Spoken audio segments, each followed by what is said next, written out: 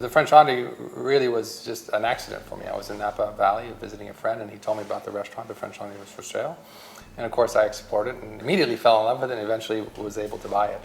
The name the French Laundry is an historic name. The building that's on the corner of Creek and Washington Street there in Yountville has been called the French Laundry since the early 1900s, when it was actually operated by a young French couple as a steam laundry. The cuisine today of recognized chefs like myself is really it's a personality cuisine.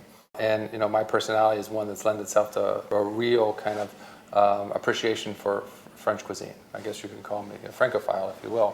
It's based on the tradition classic techniques of French cooking. But with that said, it's still American cuisine. Some of the dishes that we've done, which have become very recognizable and associated with our restaurants, and people actually come to the restaurant for, the oysters and pearls, the cornet of salmon, the custard, the coffee and donuts. We continue to do those dishes because we really believe in them. We like them very much. We may substitute the truffle custard for another egg dish.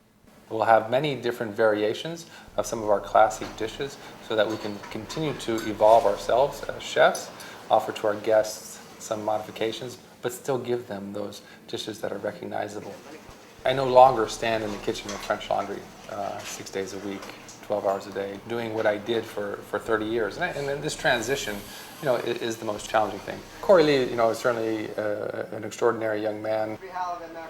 Philosophically, we're aligned. We have the same basic principles of belief as it relates to our food, the compositions of the foods, the techniques that we use. Our cuisine is a product and produce-driven cuisine. As cooks and as chefs, we have to cook with what inspires us and cook the dishes we want. When you're doing a new dish or when you're trying something new, it's to inspire yourself and to inspire your colleagues and all the people around you. It's not necessarily to try to create this perfect dish. And I think that kind of results in a workshop environment.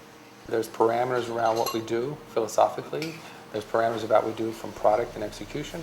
But other than that, they have, Corey and Jonathan, but I don't hear it per se, have some opportunities to interpret even some of my dishes in ways that may help them evolve. And that's really fun.